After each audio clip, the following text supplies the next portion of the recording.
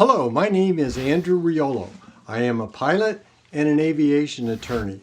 My law firm deals with pilots, airports, and airplanes. Most recently, we have become involved with UAVs. A UAV is an unmanned aircraft vehicle.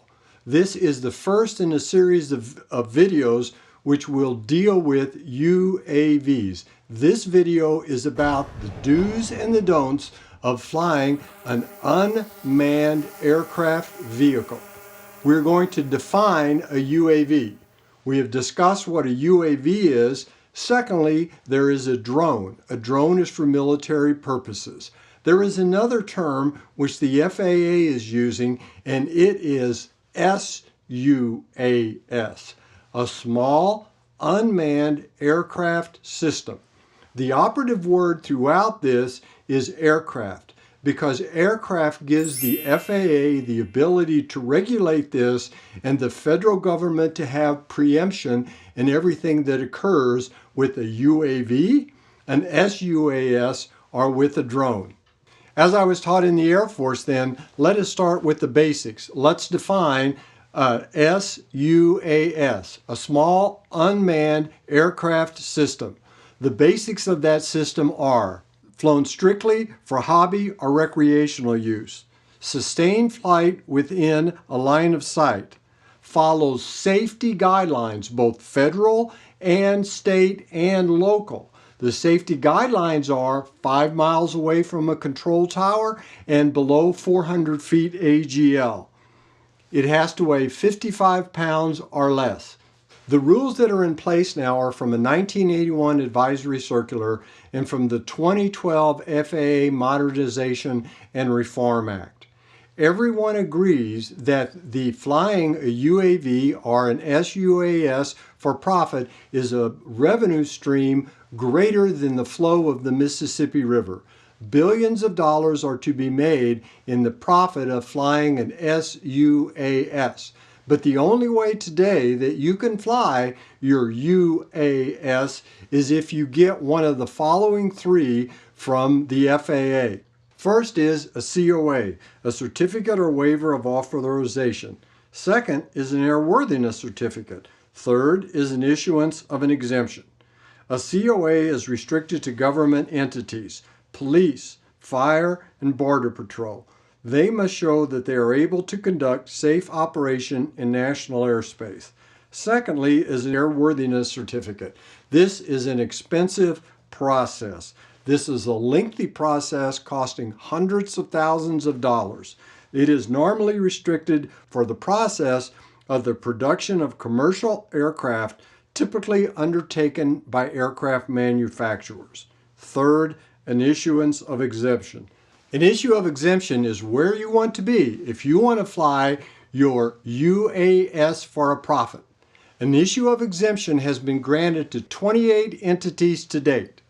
These 28 entities have proved to the FAA that they can operate safely in the national airspace system. A safe operation in the NAS is required by the FAA. It is no coincidence of the 28 exemptions that have been issued. They are all led by commercial pilots, because most certainly commercial pilots know the restrictions and the capabilities that can occur in the national airspace system. Of these 28 exemptions, they deal mostly with agriculture and filmmaking. Now here comes the caution.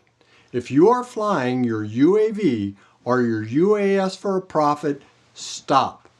The FAA says that you must have one of the three things that we previously discussed.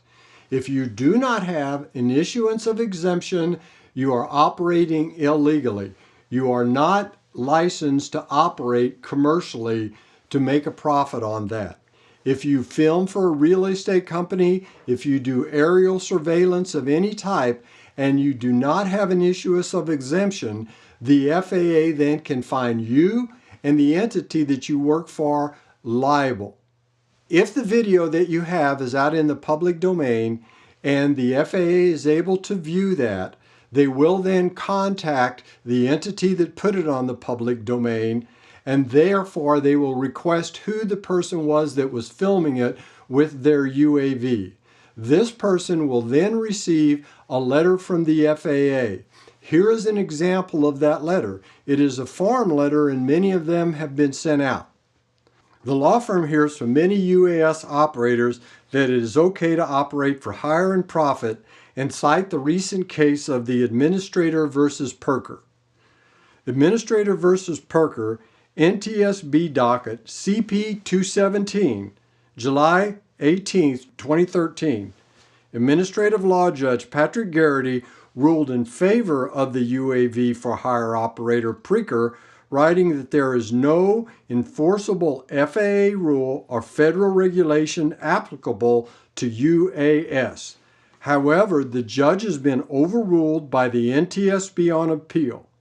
The NTSB found Mr. Preker to have violated FAR 91 and fined him $10,000. This is a warning. Do not fly your UAV, your UAS for profit unless you have an issuance of exemption. Along with this, privacy rules have not been addressed yet. That is going to be forthcoming. If you have any questions or comments about this video, please contact our law firm. Go to our website, riololaw.com. This is the first in a series of videos about UAVs. Thank you for viewing this video, and we look forward to talking to you again in the following videos.